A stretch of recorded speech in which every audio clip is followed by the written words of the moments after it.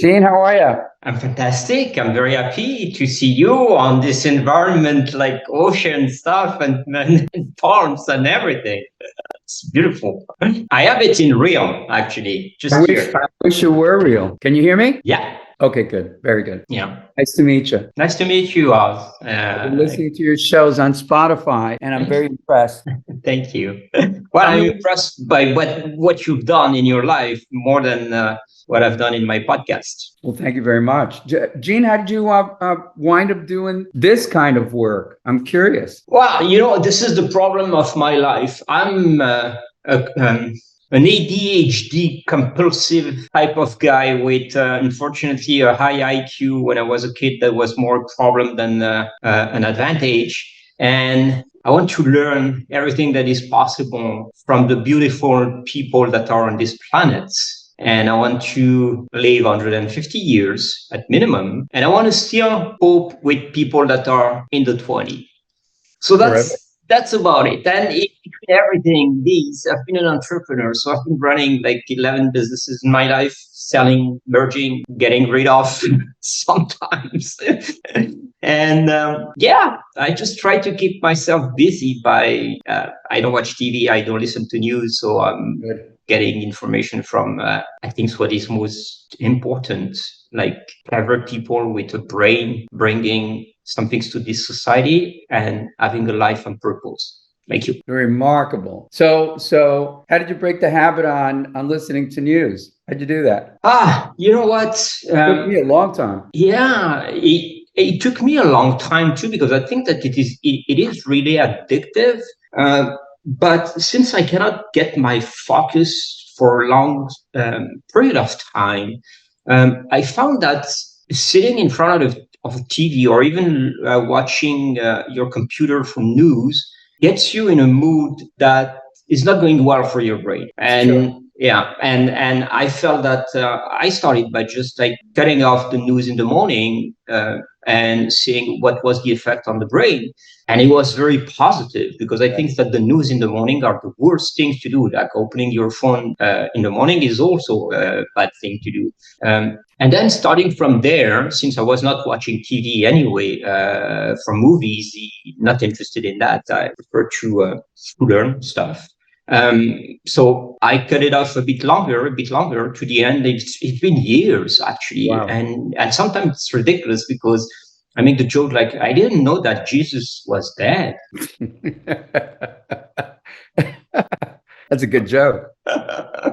Yeah. So how did you get there? How did you cut? I would literally wake up and put the TV set on and keep the news in the background, whether it was Morning Joe or CNN or BBC, and then I would go about my business, my morning routines. But this is very typical hardcore New Yorker. Yeah. And then start reading the New York Times. So by 9 a.m., your brain is just flooded with so much information. So it began by almost like a news detox. I stopped putting on the TV set and watching Morning Joe or CNN or MSNBC. And I would instead put National Public Radio on, which is a more humane form of news on the radio. So it's more international. It's more or less intrusive. Exactly. Yeah. And then I would keep that in the background. Then eventually what I would do is keep it on for a few minutes until it would flip over to the BBC and the world blowing up. And then I would put on jazz. So now most mornings it's jazz starts the day. I have my Alexa, so I'll just yell out, Alexa, play cool jazz. And depending on my state of mind, maybe once a week, I'll listen to NPR for 5-10 minutes. But it was a big exercise. And it's very tempting, because there's so many great news sources now, Daily Beast and online. So you can get hooked in right away. But I'll fill the content appetite by getting on Science Daily, for instance, Scientific American. Yeah, my favorites. Yeah. Exactly. You know, and then everything else that you and I can discuss in nature and all these. They're like they're doing a fantastic job, and they're bringing real information. You know, the beauty of this world today is I think that we came up with the concept of these podcasts where there's plenty valuable and not valuable. But the beauty of podcasts is like my background is science. Okay, before, to get access to news, we had to go through publication that were published after a certain time, after even certain years of research, and you got access to this type of information or news or discoveries like a long time after they were discovered. Yes. Until they were accessible and things like that. Now with the podcast, you get people that are like, I would say, reading news to the public, but at least we're getting access to so much more data and information. The next step, I believe, is what are we going to do with all this data that we're gathering? Not just us as humans, but we're gathering data from everywhere. Like cloud monitoring is like the new trend, and cloud sending to the cloud. But where is the feedback loop of that? It's more overwhelmed. Yeah.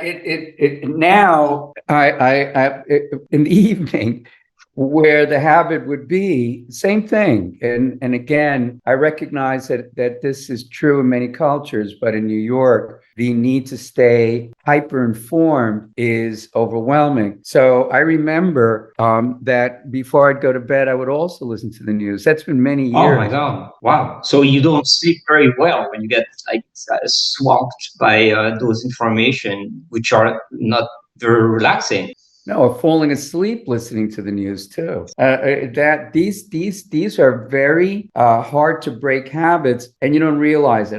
In my family, my father was very politically inclined. I'm from Cuba, and beautiful country. Thank you. Yeah, very much so. And so he was a political animal that thrived on the news. So every day, I remember being in kindergarten, being 5 years old, and the news was always on.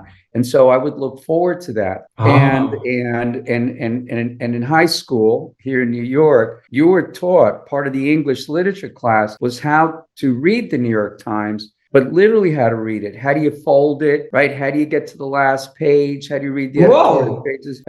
Crazy shit, Jean. That's interesting. Okay, tell me something. What about people that read the newspaper coming from the last page? Like I do. I start every newspaper always the last page, and then I go on the front if I have to do that. Sure. It's an interesting habit. Many people do it. I've done it, certainly with the Times. I love the opinion page, and it is the oddest habit that people develop. I don't know. There's actually a study on it, and you could probably Google it and type in people who read the newspaper backwards. But it is a fact. People do it. And you just reminded me that I would periodically fall into that habit myself, even magazines. Yeah. It's like something's very strange. It's been like every time I have something to read, I would always go from the last page, not book, because kind of lose my attention when I try to read. Yeah, I try to listen to book a lot, but this is it. Cuba, you know what? This is one of the country I've felt in love with. First time I went to Cuba was 1994, and it was disastrous. Very much so, yeah. So I didn't go back to that country until 2005, but from 2005 to 2018, I went 167 times. What? Wow. I was going there every 2 weeks, like for long weekends. I made connections there, and I was like, just because I was living in Canada and I love Cuban cigars. So I was going there to buy my Cohiba and make a trip. And when you looked at the price from Montreal to Varadero or to La Havana, it was less expensive to spend 5 days there with all the food, the flight and everything, and buy your cigar than just stay in Montreal and buy the cigar at $67 68% taxes plus Wow. duty plus everything. So for me, as a cigar smoker, it was just like, yeah, let's get some vacation at the same time. Unbelievable. Yeah, I had friends in Florida that made a living by going to Cuba, smuggling in Cohibas, Monte Cruces, whatever. And it was same thing. It was really well worth it to them to spend a week there, out-of-pocket expenses. They would make it 10 times over by bringing in the cigars. Yeah.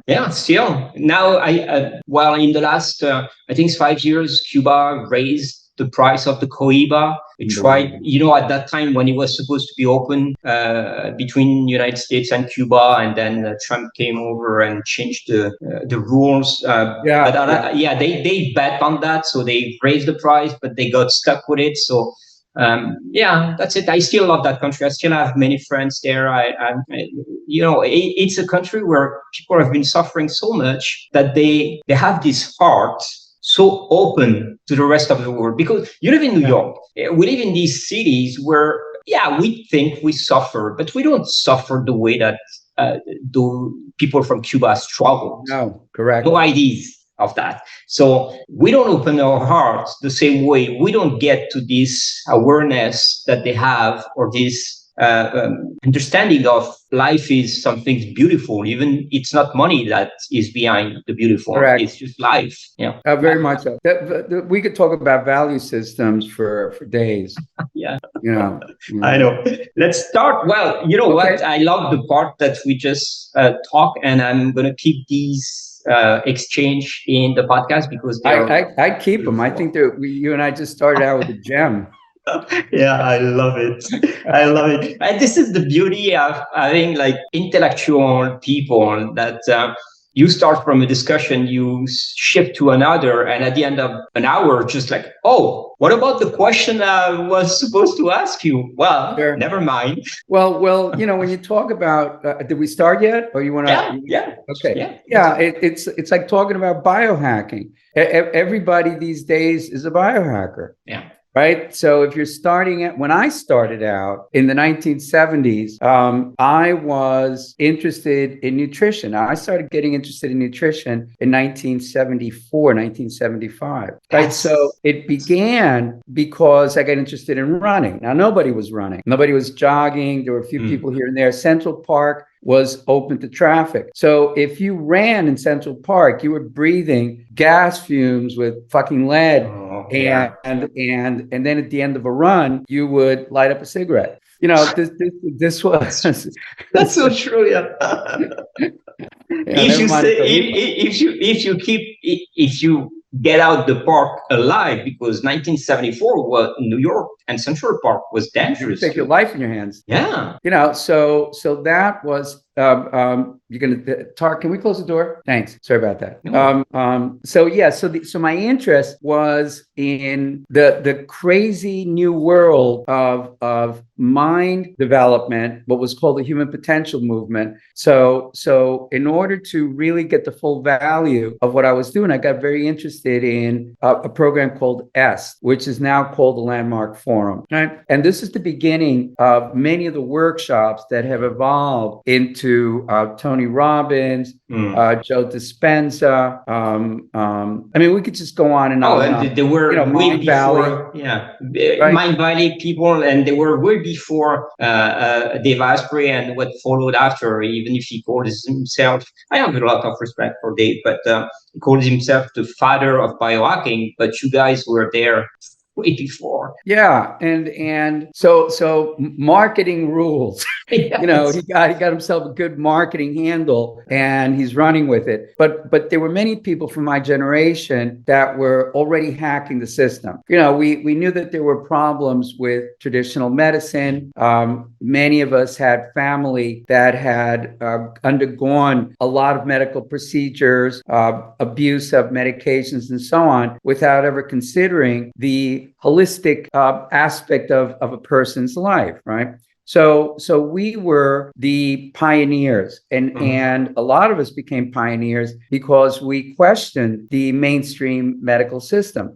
So that led to finding out about running. What about exercise? Nobody ever told me about exercise. I had read an article about jogging, and there were a few people doing it, but I started and I liked it. And before I knew it, I was racing, and I did my first marathon in New York in 1979. So nutrition became important, Jean, so long as it could affect my running. Could it make me run better? Could it make me run faster? Could I recover quicker? But were you experimenting like trial and errors, or you were going like with the feeling that you had to go that way? One thing led to another. In other words, without there being a biohacking community or a real holistic community like there is now, which is, they don't even use the word holistic. No. You would grab little things from different schools of thinking. So macrobiotics, raw foodism, Hippocrates, Paul Bragg, The Miracle of Fasting, and you had to make it up on your own. And then here and there, you had some very unique thinkers in the field of holistic health. Ida Rolf, who created Rolfing, right? Yeah. So I just kept trying one after the other and seeing where it would lead me. So where it led me was to a very unique state of mind, a very clear head, not polluted with 4 or 5 cups of coffee a day with a lot of sugar and eating fast food and smoking a pack of Marlboro Red every day. That was considered a life, and sleeping very little and drinking often. And that was the trend before. Yeah, the less we were talking about that recently. That the trend like 20, 30 years ago was like the less you sleep, the more you're a killer, you're a performer, you're the king of the world. But today it's the reverse. Like you're a loser if you don't sleep.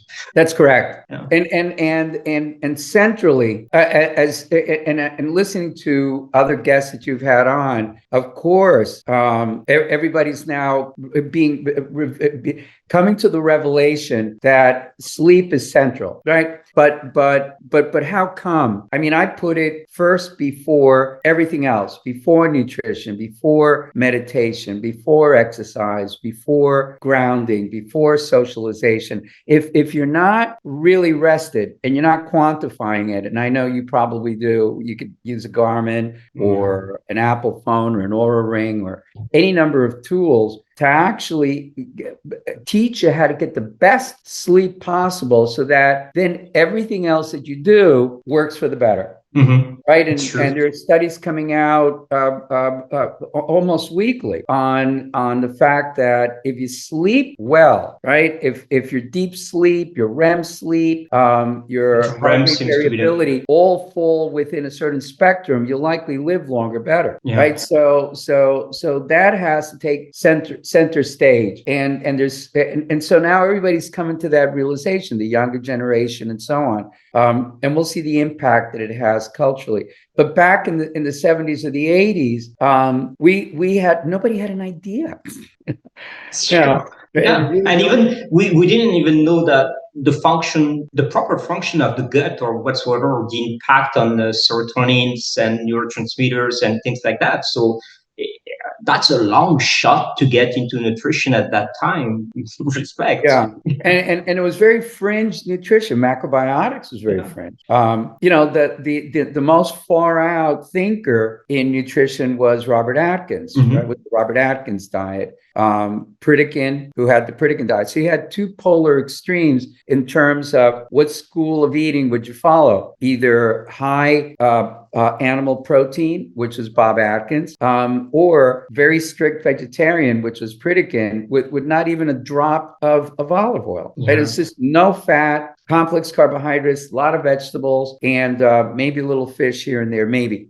So these were the two schools of thought that were out there. And then in between, you had Ann Wigmore, Hippocrates, you had... That's all controversy, like everyone generated controversy, all these guys. Yeah. Yeah, and then Michio Kushi, who created macrobiotics, right? So this was the environment in which we moved. And then in trying to figure out mindfulness, I studied with John Grinder and Richard Bandler, the two guys that created NLP. Right? So now everybody does NLP, but back, it's like I can't listen to the word. I graduated my first NLP course by 1984. So I had already studied it 4 years in Ericksonian hypnosis. So this was, I'd say, the beginning of something that expanded through the culture, Gene. And now you have it diffused in the ways that it is. Dave Asprey used to have the only biohacking Congress ever. Now you've got a biohacking. Oh my God, everywhere. Like every week, everywhere. Yeah. And more, and clinics as well. Like people are opening centers and clinics, biohacking center, biohacking clinic. And I don't know, I'm with you on that. It's a trend. Even if I have the magazine, Biohackers magazine, Sure. For me, when I acquired the magazine, I was just like, holy smoke. The first thing we need to do is try to get away from this word, biohackers. That sounds like not right to me. Now it's more accepted. But for me, like I was saying, like everything related to hackers, like computer guys that try to steal something. It's not. It's an optimization. So I don't know, maybe in the future, we're going to change that word for life optimization or soma improvement. It's the body at the end of the body and mind. You to your point, you have the transhumanist movement. There are the people that think in wildly radical ways about the future and human optimization. And there are very few people that I think would dedicate themselves to being a transhumanist. That even the word is almost frightening, daunting. But I'm with you. I think optimization is the only option that we do have. And to your point, there likely will be some new vocabulary, some new term, some new language to begin to describe the new emerging technologies, approaches, practices, protocols that will kind of define self-optimization better, somewhere between biohacking and transhumanism. Yeah, so exactly. And I think that at the end of the day, if we look at every single principle or discoveries or even the supplement that have been in the market, and you're a specialist on that, at the beginning, it starts by self-test, self-analysis. But when you look back, everything that is done until today, it's all backed up by science now. That's even correct. CRISPR. Remember CRISPR? CRISPR was a biohacker starting that thing. And people from the scientific community were just like, this is sick, this is insane, it goes against the rule. Now we're looking at treating cancers and all illness with CRISPR. And pharmaceuticals are into it. So, of course, biohackers, let's call them as they are in general, they are the future of life improvements. That is correct. Yeah, hopefully one day we're going to join this scientific community and the biohackers community, make them speak the same language instead of fighting to each other. It's not necessary. Our life is not a fight. It's harmony. Well, you're correct. But what you do have, biohackers originally were very much citizen scientists. So where you had a very big gap between the scientific community, the inflexible scientific community, the inflexible medical community versus individuals like yourself or Asprey or myself or many others that began to understand that if you made a change in your diet, right? If you made the small change with your diet, if you made the small change with mindfulness, right? If you started to incorporate certain nutraceuticals, what about if I skipped a meal or two? That all of a sudden you would feel better. What if I introduced fermented foods into my diet? Oh, that's interesting. That's actually improving my immune system, my thinking. So when you had citizens doing this, and the market space wasn't crowded with neuroscientists and MDs, all of which are brilliant. Andrew Huberman, Peter Attia. He does a great job. Yeah. Remarkable. Yeah. Right. And so it's moved. Whereas these were individuals that maybe 10 years ago would not have been considered in any way biohackers, and now are with the power of their thinking, their education, they're shifting the way that human beings should be behaving with their health. And they're taking issue with mainstream science, at least with the mainstream aspects of neuroscience that wouldn't help people. You can be a really good neurologist, say. You could be at the top of your field. And if somebody walks into your office that has a diagnosis, let's say of Parkinson's, the typical treatment protocol today is not that different than it was 50 years ago, right? They're going to use L-Dopa. They may use Deprenyl. It's coming up with infrared brain stimulation, and it's getting there in a way. Exactly. Yeah. But it's still not there. So if we're working with somebody that's dealing with Parkinson's, there's an immense amount of weaponry on our side that we're willing to experiment with, or certainly tell somebody, listen, here's pathways that may make a difference, whereas these particular drugs that you're using may become ineffective over time. L-Dopa stops working for almost everybody that has Parkinson's at some point. Yeah. So to your point, Jean, about red light, there's a device that you can buy. I know you know this, called V-Light, right? Which looks like a little helmet that's all different red lights that hit all the different salient points in your brain that can reduce the impending damage of dementia, Alzheimer's, Parkinson's, on and on and on and on. So that this wouldn't occur to a neurologist to consider, given that there's a lot of emerging science that is again too bad. We'll see where we are in 5 years. Well, I think in that field, Marvin Berman with Neuronate is doing great stuff, because he has those studies and publications that are made now where we see the improvement of this red light stimulation. It started by the same 2 or 9 part stimulation on the brain. Now is up to 18. I think the more precise you go. And what I was telling him is put some biofeedback into it so people can know where they are. Because like you said at the beginning, everyone has worrying and some sort of biofeedback to learn about his body. But when you get into new technologies to improve lives like that, or to improve certain problem like Alzheimer or Parkinson, you need some right away immediate biofeedback. You don't have to wait until you see the scan or whatsoever. You need that right away. People, our body, and this is how you came up to this point, actually. Our body is phenomenal. It can learn, it can adapt, and slight changes, like you said, bring a lot of variation in the way that we are. Yes. Yeah, no question about it. Well, 2 years ago now, and I think 2 years ago now, I was just leaving Mount Sinai Hospital in Manhattan after being hospitalized for almost a month with severe COVID pneumonia.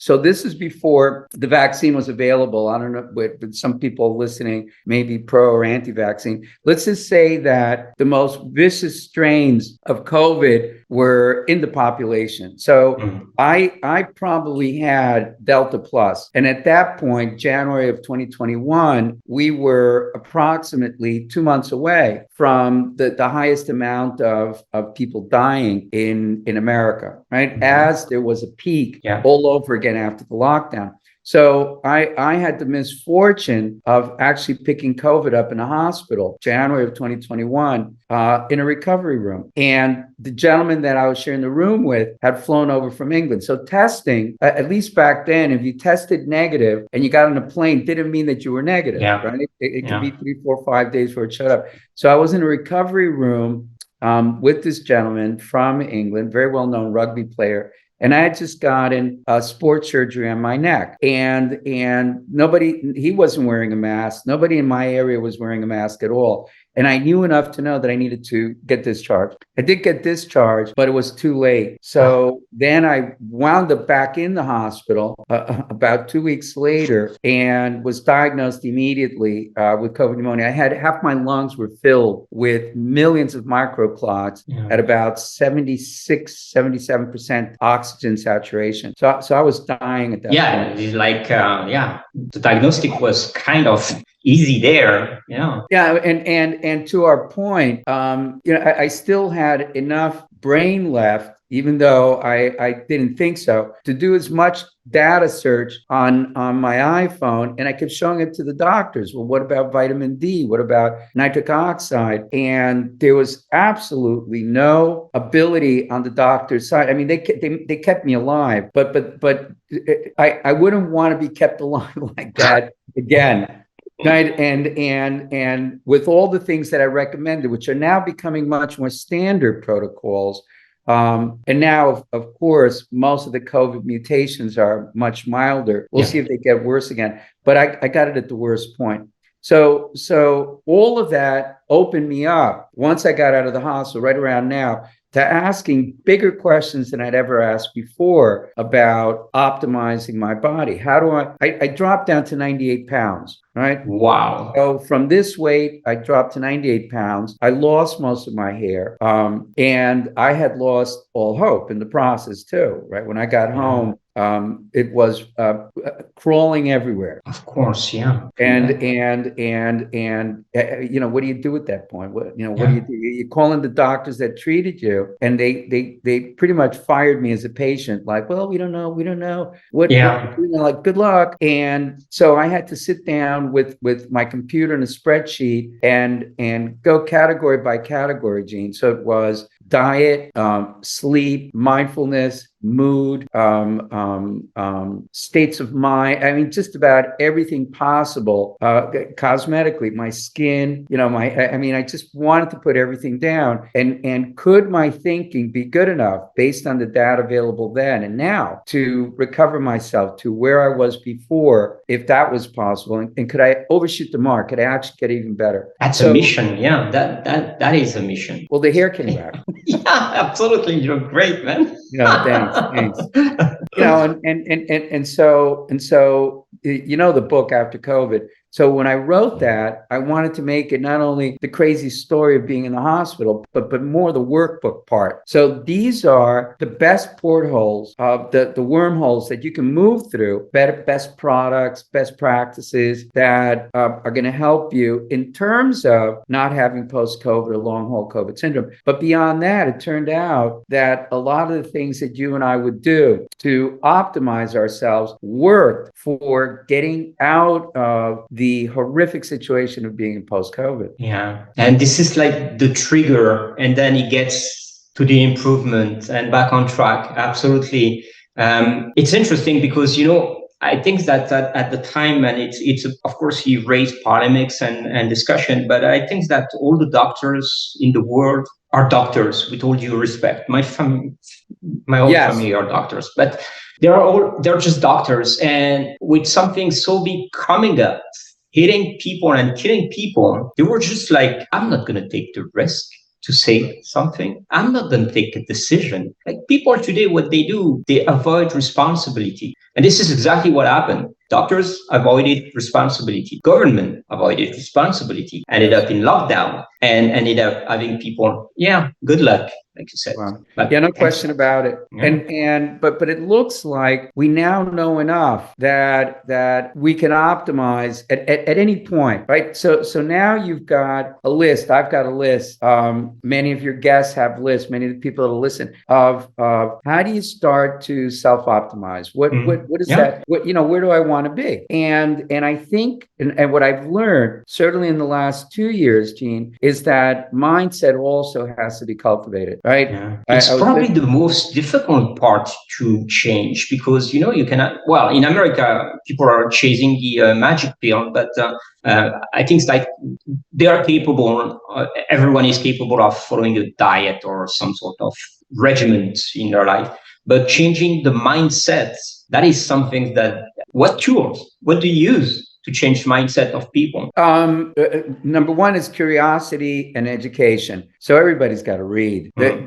Anybody who's my client, or if I want to engage in a conversation with somebody who I respect, I want to be really well prepared. I think that if somebody has a commitment to self-optimization, then they need to understand what they're talking about.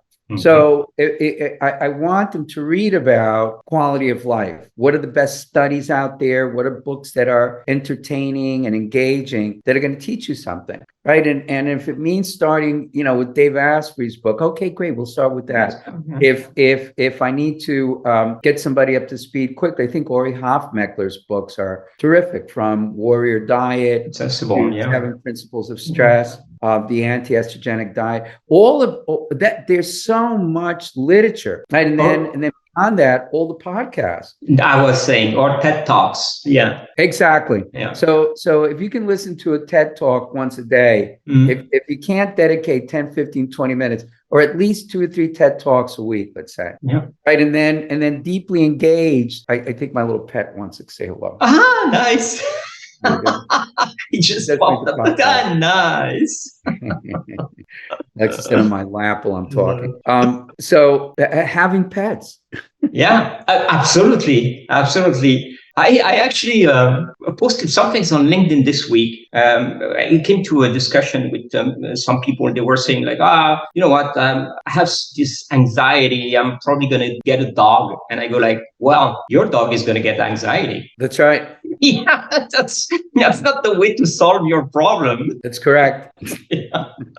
Well, we are, at least in Eurocentric cultures, reductivists. We want to reduce everything to one thing. If I get a dog, it'll deal with my anxiety. If I can do this course, that's going to deal with all my business concerns. As though you can reduce everything to one thing, right? The magic pill, yeah. Exactly, and that pretty much defines medicine. So if I can reduce your problem to this one pill and not fully think through, like, do they have a microbiome problem? Do they have a sleeping problem? Do they have a social interactivity problem?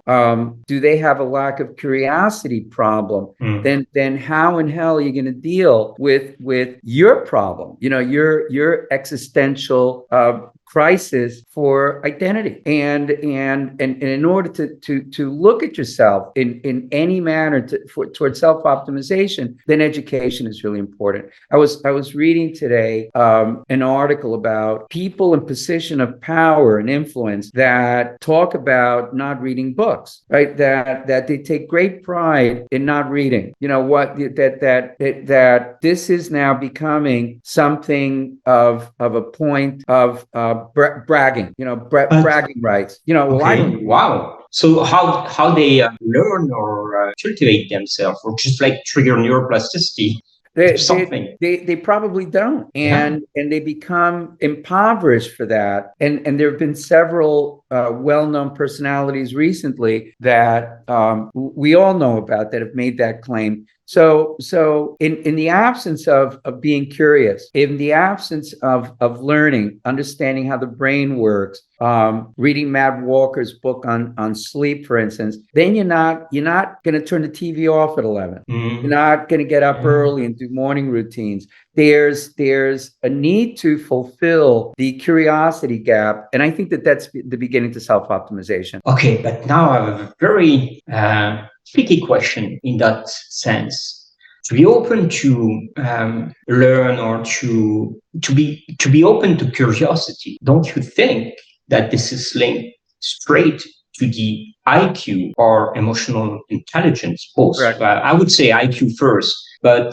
emotional intelligence. And matter of fact, no segregation in what I'm saying now, but some people with a very low IQ, whatever we're going to do, they're not going to be willing to be curious because their mind is kind of closed in that sense. Yeah, am I correct? They will suffer more. Yeah, it's needless suffering is a plague in this world, right? And so people suffer needlessly because they don't really look to expand their minds by being curious about many different things, and so consequentially they're not easy with understanding emotional intelligence. Let's say, right?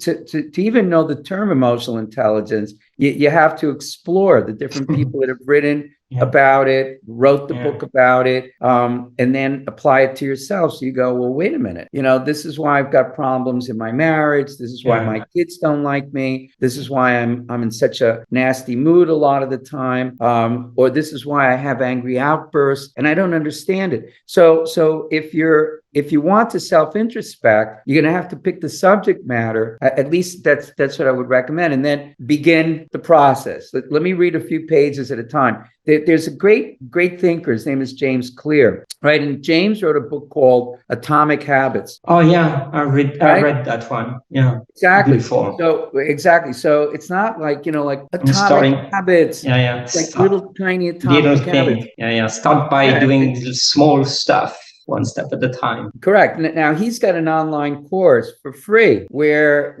you get every day for 30 days an email on how to build a little bit more towards one habit or two habits in a month. And with many clients, I'll tell them, take the course. It doesn't cost anything. Yeah. And it begins to let you understand, so this is how you start a new habit. Showing by example, because if I can push further in I love those type of discussion, but if I can push further, so I jump to the conclusion that the biohacking community is some sort of creating some parallel society, kind of a genistic, where only people open-minded and with a certain level of understanding and curiosity will survive up to 150 years, which is like straight to eugenicism, if I make the conclusion. But it's not the case. Actually, you see that many biohackers they didn't go to school or whatsoever. It's not the parallel of going to school and being intelligent, but it's the way that we need to teach by example and put these people exposed to what is possible, one step at a time, like you said. That's correct. So I think it begins there. That even reading my books, so that they start to get an understanding of how it is that I think, and within the community of people that are interested then in biohacking, I think they need to have a foundation in good thinking. So the best biohackers, I mean, they're either writing books or reading books or talking about books, or they've got a reading habit already. Jim Quick is a dear friend of mine. Oh, I love it. It's probably the most kind person in the biohacking community, and is probably one of the easiest accessible person. I love him. Yeah, he's very much so. Yeah. And whenever I'm around him, I mean, he's always reading, and it rekindled in me the appetite to stay in my books. So if let's say a client cancels, or I've got a 30-minute break, even if I can get 4 or 5 pages read, that means that I'm going to finish that book that much sooner, right? Besides regular reading time, the time that I would recommend to any biohacker to put aside for thinking. So I think morning routines are very critical in that regard. That I think you would agree. You can get a lot done if you get up earlier and dedicate a proper time to mindfulness, meditations. Just seeing the sunset every day is the best biohack on the planet, and it's free. That's correct. And making time, putting time aside to study, even if it's 15 to 20 minutes, so that you can absorb information and a little bit more than you did yesterday, right? And then on top of that, when somebody is saying, well, what about ice bath? You can refer to everybody from Wim Hof to the history of people doing ice baths. It goes back, don't know how long. Yeah. Vikings were doing it. 1,000 years. Same thing with saunas, extreme heat. For many people that suffer from problems with depression or habits or irritability or poor sleeping practices, taking a hot bath an hour before you go to bed seems to produce a certain amount of activity within the pineal gland. Yeah. So you get more melatonin produced, more serotonin, and it calms you down enough so that you can sleep. But now, sorry, Oz, now we can explain it. We can explain it because, neuroscience is not that old. So now we have the explanation. Those have been like practices for centuries. We didn't know we knew as human that it was working, but we had no explanation what was happening. Cold baths, why? Yeah. Now neuroscience, this is the beauty of neuroscience. Bringing this bridge and saying, okay, it's happening because of this and this, that triggers this and that. So people are more exposed to information and they're probably more open to agree with what we're saying. Because try in 1974 to tell somebody, hey, you should do cold plunges because your body is full of inflammation and you're not sleeping well. Blah. People would just laugh at you and go like, hey, you stop doing drugs or taking mushrooms. You should do something else. Now you say that, people are just like, oh, why? You can explain it. Oh, because this. And then, I'm going to give it a try, but it's hard. And then it comes back to the mindset. Everybody, like everything you implement in your life is hard at the beginning. Right. Yeah. And you just reminded me that there was a Russian bathhouse in New York City. It was called the 10th Street Russian Baths. I wouldn't go there now. There's a better Russian bathhouse in the Wall Street area. But I remember going, same thing in the 1970s. The father of a dear friend of mine his background was Russian Jewish. And so he would take me and my best buddy to the Russian bathhouse on 10th Street. And they had a big, giant freezing pool and a big sauna box. And we didn't know the science. We would just go every Sunday morning and do sauna, cold plunge. So, and then you would go home and feel so well. So great, yeah. But you didn't know. Yeah. Now, as you know, there's so much science behind it. It's like, wow, we were doing that when we were teenagers. Here we are. Now it's like a biohacking rule. Oh yeah, but this is sick. I don't think that we should give the credit to biohacking. It's been there before and it's been used. The biohackers say that, it's biohacking. No, it's just life improvement. Correct. And so there's a lot of protocols, maybe. I'm looking for appropriation. Okay. Yeah, so we're appropriating a lot in biohacking, which defines hacking, finding the shortest cut between point A and point B. And so we appropriate a lot from historical practices and protocols. Like if this was really where I was, being outdoors on the beach every day, people have been doing that for millions of years and getting the full benefit of light on your eyes, going to bed when the sun goes down, being in sync with the changes in the moon. And so it's only becoming, again, kind of rediscovered and fixed it and put into certain protocols, as we were talking before, practices that define the principles of biohacking now, and they're constantly evolving. Yeah, that's why I moved to Miami. I was in Boston. Yeah, I'm in Miami, and you know what? My life changed. I'm in the ultimate state of zenness, even with the stress of business and things like that. I'm zen from when I wake up to when I go to bed, and I sleep like a baby.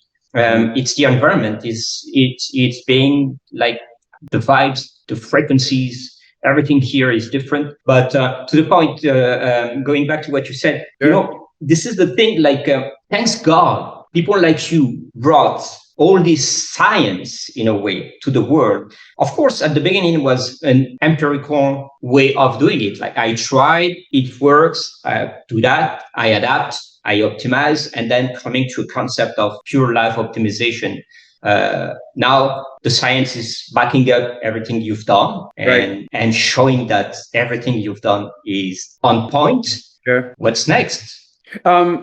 we're going to find out, right? Everybody's talking about artificial intelligence and how that's going to affect our lives, and it's affecting it now in small ways, Chat GPT and God only knows what else. And there are people arguing, saying that the technology is not good enough yet, but we're going to find out. 5 years ago, to do a gene test, 6 years ago, 8 years ago, if you wanted to do a gene test, the same one that you can get from DNA, 23andMe or that self-decode, that these tests would run you $20,000, right? And now you can get them for $200, $300. 99, actually. That's correct. Right, and get an immense amount of data about yourself. What do we do with the data? Because all these companies, they send you data. You have that gene that thinks is not good. They give you're out of limit. But then what do you do with it? This is what I was saying before. We have those data, but the feedback loop to the community, it's not given properly. And probably, my guess on that, artificial intelligence will help us. There you go. Very good. Yeah. Now the artificial intelligence that may be being used now with some of the gene testing or the algorithms, I still think are not all that well developed. No. So I'll have you do a gene test, and I want to work through it with you so that we unpack it and make sure that the recommendations that are given are consistent with your individual biochemical profile, right? So that people understand that your fate is not built into what the genes are saying. That you may have a gene sequence for Alzheimer's, but if you're living a particular life, that doesn't mean that trigger is going to go off at some point in your life. We really need the world to understand this point. This is the crucial point of everything. Like, we've been educated, our generation before, educated with good thing in mind. Like, genes are constant and define who you are. And the second is your brain is a way when you get born, and it's going to be diminished when you are going to die. Both are like obviously at the opposite now. Right. The brain is evolving all the time because of neuroplasticity and neurogenesis. And genes, 60% can be changed. Right. From environmental impact, food, nutrition, sun, whatever. But many people don't even know that still today. Right. The word are getting there, but and this is what biohacking is all about, is getting that part. Of course, the 40% you cannot change it. There is no, you cannot change it. Yeah. Some people tend to say that you can change that 40%, but it's very difficult because it's the expression of your facial expression, eyes, size, and whatsoever. But the 60% remaining. Yeah, that there are actually certain researchers and research scientists that claim that much of what we do, or much of what will occur to us, is almost all completely gene driven, about 95% of it. And that's a startling piece of information to hear, in terms of how we show up in the world. And again, I want to be careful. It doesn't mean that the illnesses that you may be carrying gene sequences for, that may be carried through, dozens of generations, that's going to be your problem. But much of what may go on for us, even liking coffee or not liking coffee, seems to be gene driven. And a lot of people marvel at some people that don't like sugar. They're like, what is it that you're doing that you don't eat some? I can't stop eating sugar. Well, I'm like that actually. My whole life, I've never been attracted. But anyway, you got a genetic superpower. I don't know. My whole family, my brothers, even everyone eats sugars, but not me. Yeah, you were the lucky one in that regard. Yeah, probably. I always, I think that we need to feel deeply inside that we are the lucky one. Everyone on this planet should feel the same, that they are the lucky one, because we are all. Yeah, and so you do the work, right? So whatever your gene testing may say, you've got work to do. So in every category of what we're talking about, you've got work to do. You need to appreciate discipline. Without discipline, you're not going to get anywhere. And I think about people I've worked with over the years, Jean, that have often said to me, "Well, I can't do it. I'm a rebel." And and you think you're a rebel. What are you rebelling against? Like you're going to be you in 5 years. You're going to be you in 10 years. What kind of wreckage will you be if you want to be a rebel and smoke a pack of Marlboro Reds every day or drink every night? Okay, all right. I think being a rebel, I've stated that actually, that I was a rebel because I was a punk. I was part of this movement, the punk movement, for real. And I've always been out of this system. But being a rebel is mainly against a system, not against your system. That's the difference. Right. Well, one I would agree with you with for sure. But if somebody's telling me that they want to have their wine and cheese plate every day at 6 o'clock at home, that's not being rebel. Oh, that's the moment where they can release themselves. I'm like, wow, they've got a problem. They're not understanding the connection between what they're doing, how their sleep is going to be, the health of their microbiome the next morning. So everything has to be earned, and understanding then how do you build character, I think is very important. So thinking that you're going to get, I don't know, a PEMF mat, and if you start doing that every day and you do a 10-minute meditation from YouTube, that you're on your way to being a biohacker. But what you do need to do, it's kind of like the theme of our conversation, is creating a mindset where you understand that discipline is what's going to get you much further than anything else. Knowing that you're going to be you in a year, and that what you do now is going to define who you're going to be tomorrow and next week and next year, and preparing for the future. When I was younger, that I didn't live for anything except the moment, right? And delay reward, but if you live for the moment. But okay, so then following what you're saying, I think that the best biohacker in the future would be parents with the education they give to their child, because you change over time. Some people say you don't change, but yes, we do change. We adapt ourselves to change our mindset. Yes. But if we start by educating our kids the proper way, having meditation even for kids, it's a good thing. Yeah, very, very important. Yeah. Our world of tomorrow is going to be way better, and we're going to be seeing less problems on health. Have you seen that? I think over 60% of the population is meant to be obese in the United States by 2020. More. We're talking about close to. Yeah, no, you're correct. Overweightness is north of 70%. Obesity is getting up there, about half the population or more. Yeah, and this is education.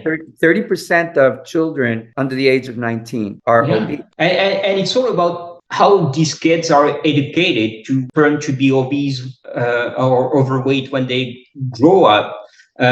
This is part of our responsibility for the future, because at the end of the day, they're changing their gene. And remember, Darwinism, we are the evolution of what we have been before. So if we keep going that way, it's not Martian or extraterrestrial or whatever that will destroy the planet or industry. It's just ourselves. Natural death at 35 because you're obese and you're cardiac and things like that. We're getting no question about it. So children have to be taught.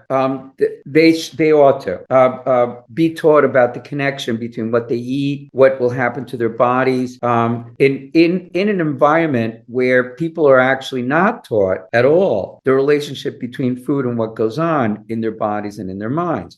So when you solve the problem of getting calories, right, kilocalories, so that you don't need to go hunt, gather, kill, right? You can just go to a local fast food store and for very cheaply eat all the calories that you would consume in a day and a half, all in one meal. that's a deadly combination. And so we're seeing the damage that that's causing within the culture at large. People have a mechanism. The appetite mechanism is designed in the predator that we are to keep you hungry a lot of the time until you're out hunting, 20, 30,000 years ago. And like most predators, you're hungry until you get a kill, right? And then you can gorge, you get a lot of fat and protein and whatever. But in the meantime, until you get a kill, it could be days. So you're going to underfeed, you're going to be intermittent fasting until you get something to kill. That's the way the human body is designed, to underfeed, feed, overfeed, rest, and then boom, repeat the pattern. So that's been completely bled out of the society, right? If you're hungry, you learn to go eat right now. Now, you should never, like, remember those people preaching. You should never be feeling angry. You should have small portion all day long to make sure that never during the day you feel angry. Otherwise, you're not going to be healthy. Crazy. It's absolutely crazy. And so it distorts a person's genetics. Their epigenetic behavior is one of consumption, and the value systems are also corrupted. So we don't address value systems in children of altruism, of gratitude, of lovingness, of gratefulness, of kindness. I suppose in more advanced family groups where you've got enlightenment driving the family, the children are going to have these kinds of value systems. But for the most part, that's not what you find. And in a culture like ours, you've got, and by the way, I'm part of the culture. So I do get sucked in often enough, but you got to have the means by which you can step out often enough and look at whether what you're doing is actually a contribution, or are you living out of patterns that you learned, being greedy, not being kind, losing your shit when what you could have done is think about it for a minute and go, wow, maybe what I need to do is take a moment, think about what I'm going to say. So patience is not something that's cultivated. This goes back to what we were talking about before. But it's not that easy, because being mindfulness or self-aware like that takes a lot. It does. Yeah. It does. And remember that's why I did say that discipline is important, right? And know that it's going to be a long process of contemplation, where every single day you're putting in a little bit of work, a little bit of work, a little bit of work. And then you can look back and you go, wow, like a few years ago, I all I wanted to do was make, an extra $1 million. Why? Yeah.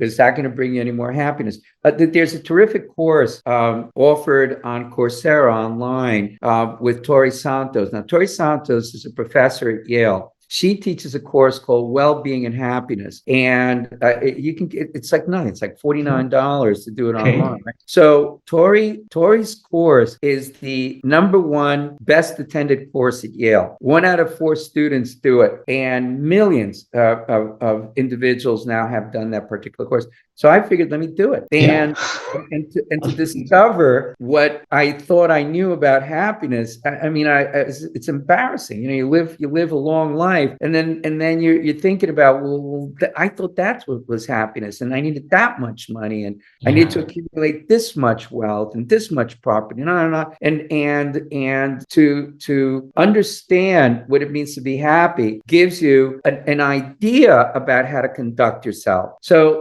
doing that particular course, and it's not that hard, right? Watching videos and listening to the talks and the interactions and filling out. By the end of 8 weeks of doing it, I couldn't believe how differently I thought about my conduct when it came to what I wanted to be happy. My shopping habits changed much. I thought they had changed. It was like, okay, you don't really need to buy that. That's not going to increase. You may do it for 5 minutes, maybe when you get home, right? But then after that, it's going to hang in your closet and you will have forgotten about it. Yeah. Today, so what would be your definition of happiness? Accruing experiences. Oh, nice. Right. So, even recently, it occurred to me that I hadn't been to the theater in a long time. Of course, after the lockdown and my recovery after COVID. And I thought, all right, so if I'm going to go to the theater and get theatrical experiences, what do I want to expose myself to? And I figured, I spent a long time being really serious and trying to recover, and oh my God, all this damage to my body. So I started getting tickets to some of the best humor theater that was available in New York, and started to go to some of the best Broadway plays and off-Broadway plays. Nice. And just laughing my ass off for a few hours Awesome. every week, and that turned out to be a tremendous biohack. This is unbelievable. Let me instead of watching the latest crime movie, that's it, on Netflix. On the news. I'm a crime junkie, or watch news. Let's watch Chris Rock. Oh my God, yeah, I love it. And your brain is in a different place after that. Yeah, right. Completely. Exactly. So I think it's, biohacking in the ways that it's evolving. It's certainly it's evolving for me is being driven by great curiosity, trying to find out things that are going to expose me to greater novelty, new experiences that I typically wouldn't pursue, and kind of checking in on my mindset to see if I'm indeed happy, whatever that may be, and breaking it down and redefining it. I love that definition. For too long, for a long time, I was always, I still think actually, happiness for me was freedom, the freedom of thinking, doing, moving, living, enjoying, learning, whatever. Put all the words that you want, and it was like freedom, happiness. And freedom is something that is very hard to get. Yes. But your definition is way more pinpointed. I love it. I'm going to use it. Good, thank you. And so now part of the morning routine is looking at what's going to produce a deep sense of satisfaction for the day. I'd say along with that, how do you keep cultivating peace of mind, right? So these are big questions that I think are defining at least my notion, Gina, of what biohacking is. So I don't want to just live longer. I want to live better. I mean, I could be dead in a month. Tomorrow, even today, even today, anyway. Well, one day. Well, you know what? With the quantum physics approach now, and this avatar system where we can transpose our consciousness into something that it's going to survive, I'm trying to think that we could survive because we are built based on memories, and the memories we have, unfortunately, they are built up. They're not even true, but they're built up by our mind, and they change. The moment we leave, actually are transposed into another perspective that makes it better for our brain to memorize. And then, so we're this cake made of pieces that are not true, but that makes you the way we are. And you take all this and you transpose it into a system driven by artificial intelligence again. That is capable of, since you've known these thousands of experiences, they're based. I can think that you would react that way. Our artificial intelligence will make us survive that way, like an avatar. You're right. Of always will exist forever. You're right, and we know enough people that are thinkers in this area of benign immortality. Aubrey de Grey, his thinking. He's thinking about a 1,000-year lifespan, and whether or not the first person who will live to be 1,000 has already been born somewhere, right? If not, within the next 20 years, that person will be born. And to your earlier distinction on CRISPR, CRISPR itself will evolve, and technologies to do gene splicing, where eventually the death genes will be clipped out of our gene sequences. That will transform human being. That will be transhumanist for sure, right? And I'm hopeful. It could be me too. It could be you, could be me. It's fantastic. As long as I'm around, I want to make sure that the quality of the living, I don't want to be 1,000 years old and be miserable. No, and even 110 or 100 years old and be miserable. Like, of course, longevity is something that is awesome, and you're one of the leader with Life Extension Foundation there. But we just have to keep in mind that if we are to live 150, but from the age of 110 and 150, these people will be in hospital or assisted in a way or the other. Our society will not survive just because of the economical impact of it. That's correct. Yeah. And again, that's why I'm putting the emphasis on quality of living. Live your day, right? You're going to find out how long you're going to live anyway, and right, you will be whatever age you're going to be, but as I've been saying, you have to live today as though you're going to live 200 years, right? So that all the things that we're discussing and many more that we won't get to are filling up your mind, right? Not worrying about the way it could have been, the way it should be. The thinking that many people live inside of is catastrophic. It's catastrophizing. That the worst thing is going to happen to me tonight. You're in bed in the morning and you're worrying about tonight already, or you're worrying about next week or a trip you got to do. So it's just driving anxiety. Yeah, I don't know. I have this principle of life, and I think that's why I was telling you before that I'm in state of this zenness, perpetual zenness. Nice. All the things that I can control, I don't. Very good. That's it. You can tell me we need to make this much sales by the end of the quarter. Sure.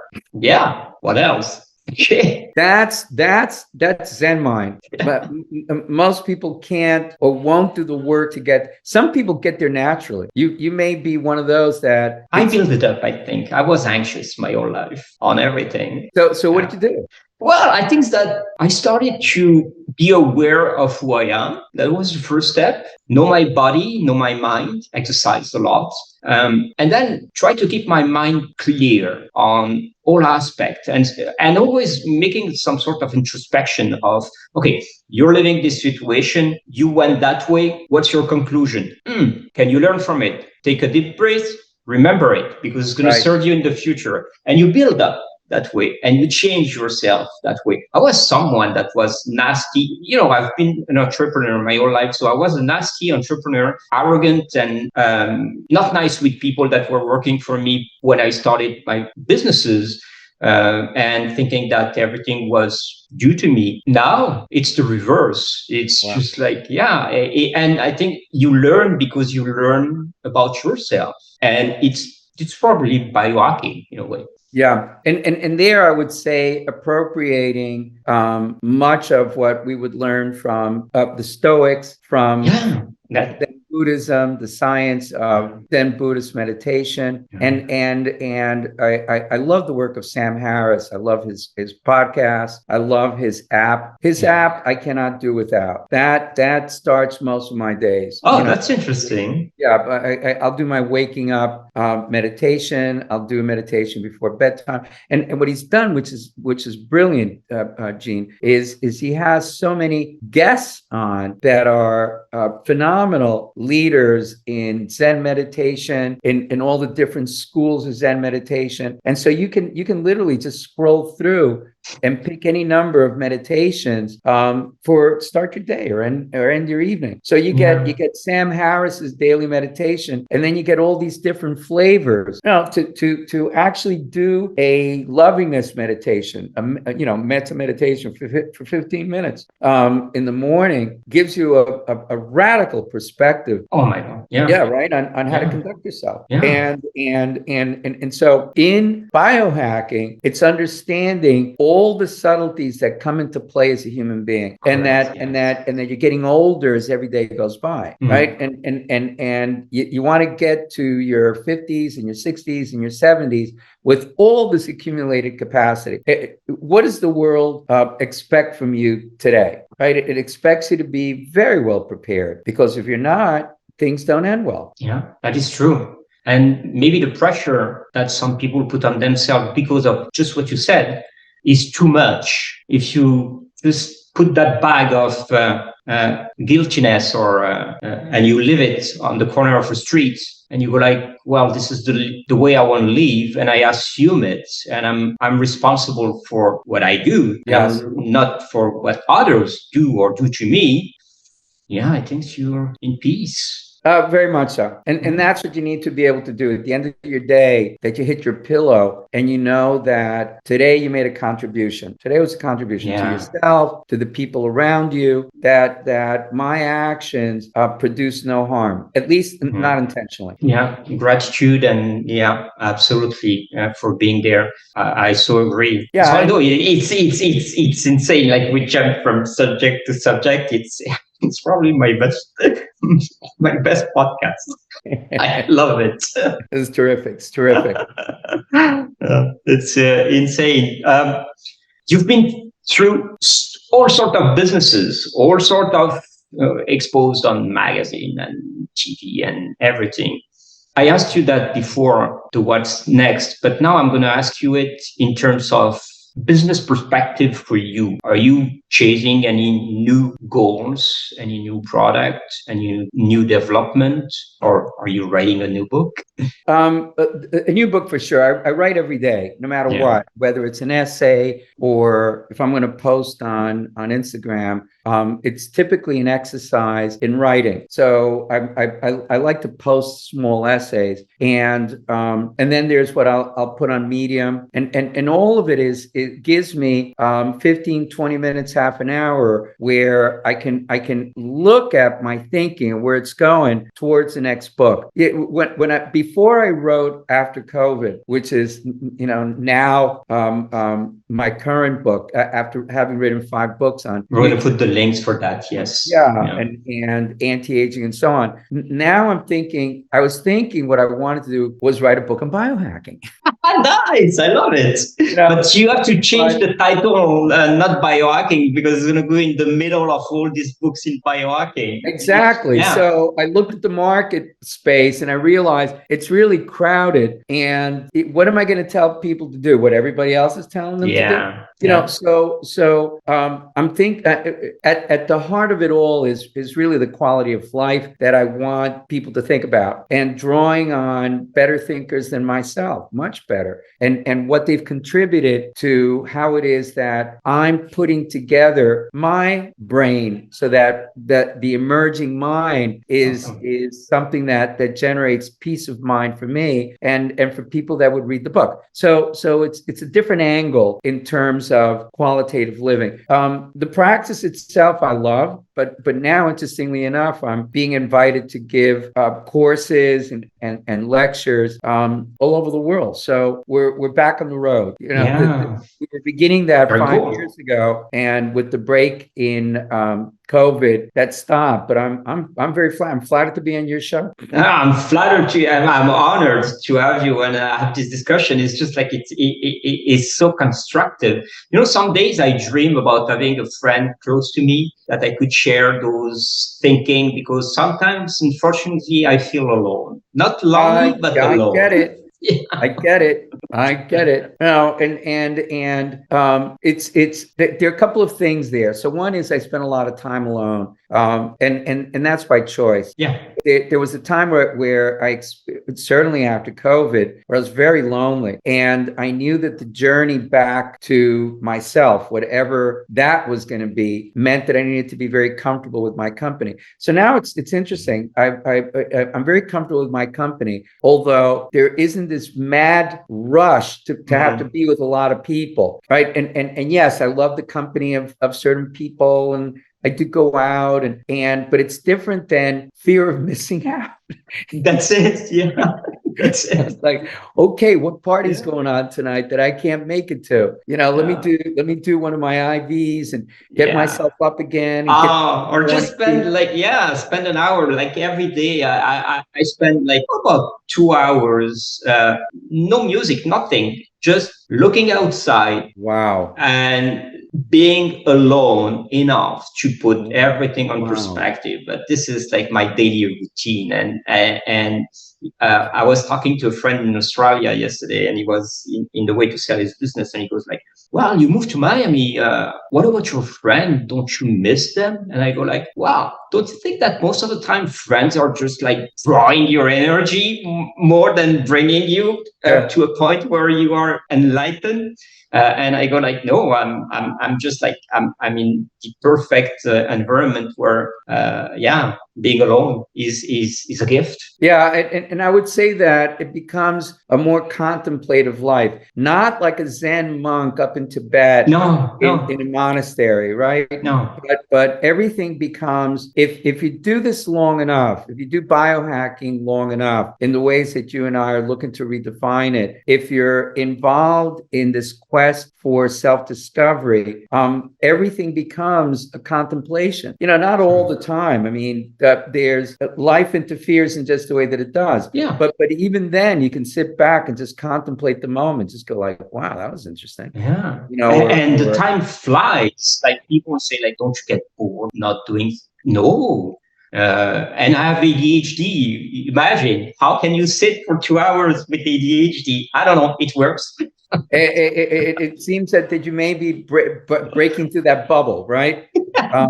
But how many people actually turn off everything and have long periods of quiet other than when they're sleeping, and to be comfortable without the ambient noise in the background? Where we began this conversation, the minute that I woke up, I need to put the TV set on so that there's something in the background. Habits, huh? Yeah. It's breaking habits. Yeah. That is so true. I'm thinking about the title of your book, or the way of your book. You know what I was intrigued today during the discussion is like many times you brought back the mindset as to be aligned, educated, changed. And I think that maybe this is what people wants to know. And there's not many people in that segment, like how to biohack your mindset. Correct. I love it. It's just like, and also to know what mindset you want. Yeah. It's not a thought that occurs. Character building is not something that occurs to people. Yeah. What does he mean by character building? Well, what kind of human being do you want to be? How do you want to show up for yourself? That's character building. When you can put the components together in terms of your daily habits and practices, so that what emerges, you would hope, is as close to who you predict you would want to be as you can get to. Right? Yeah. I like that thought. I think I'm going to steal it for myself. So yeah, I love it.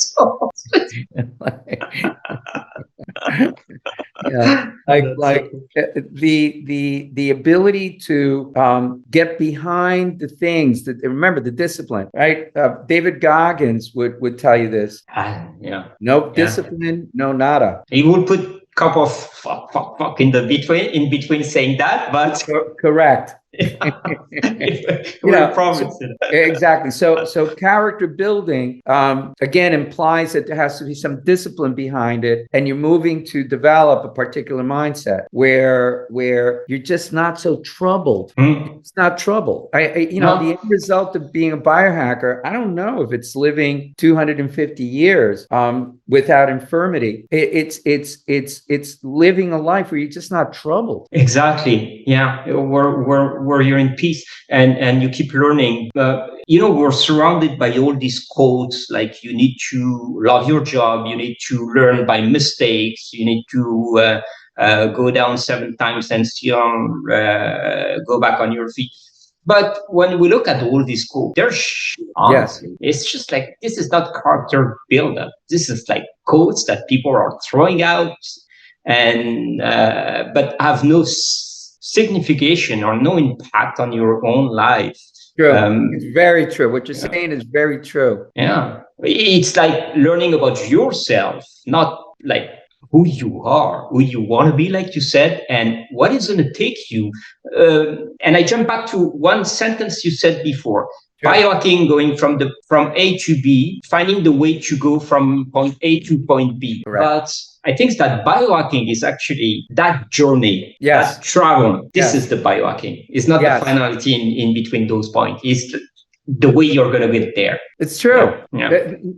It's taken me a lifetime and lots of mistakes to get to the point where I understand that, right? And I can live that more often than not. I'm still, I'm a son of immigrants that came here. I had a father who had at one point 3 jobs, a mother with 2, and the only thing that he wanted to do was make it, right? Yeah. So if you got the immigrant mentality, you've got the gene sequence, whether you're coming from a small village in Poland after the Second World War, if you came from Ukraine right after the First World War, you wherever you came from, Ireland, England, wherever, there was something in you genetically, and there's a lot of literature to back this up. Mm-hmm. That what moves one person to give up everything that they're familiar with, family, relatives, possessions, what's common, to move, across an ocean to a place that they've never been to and start all over again. Right? Yeah. So the immigrant experience seems to have a lot of genetic fire beneath it. And when you look at America, America's built by people that came from all over the world. Yeah, and it's the most technologically advanced nation in the world. Now that has a lot to do with the ability to make shit happen because you were an immigrant and you could work 2 jobs a day and 3 jobs a day and so on. So if that's who's bringing you up, if that's who's bringing me up, I didn't understand anything other than being ambitious most of my life. Yeah, there was the good of it, and then when I got to a certain point in life, I began to understand that I just can't be ambitious all the time. Yeah, it's more resilience than ambition then, and then you shift probably, and correct me if I'm wrong, you shift the materialistic approach of the achievements to the spiritual approach. Exactly. Yeah, and exactly. That's where we need to wind up, Jean. Yeah. That's where we need to wind up. Yeah. Right? It's good to have material items taken care of. Right? Roof over your head, adequate food, comfort during the winter, the ability to run in a safe neighborhood, all of that stuff. And most of us have that handled. And then how do you handle the demons inside of you, the trauma that each one of us carries? And when you start dealing with your traumatized self, your shadow self, then the ambition gets normalized, or you would hope. But if you're authentic in your pursuit, then the crazy blind ambition just falls away. Yeah. And the hunger increases for subject matter that defines what may be spiritual for any one of us, for you, for me, whatever that may be. Yeah, that's beautiful conclusion. Thank you. Hans, it was a pleasure having you. I can't just express the gratitude I have. I'm blessed to have had this opportunity of having you and chatting. I'd like to once in a while give you a phone call or a video. Video is cool, actually. Yeah, and we should do part 2. Yeah. Oh, yeah. Definitely, because it's egoistic what I'm saying, but you fulfill my brain today for the rest of the week and probably the months. I'm nourished. Thank you. Thank you. Thank you, Hans. So I'm gonna keep you posted on everything we do with these videos here. I'm gonna put the links for your website, your books, talk about everything you have. If in the meantime you want me to share anything in particular, like you have a news to announce or something, let me know. I'll do that. Okay. Perfect. Well, thank you, Jean. Thank you. Absolutely. Take care. Much love. Much love. Bye. Ciao.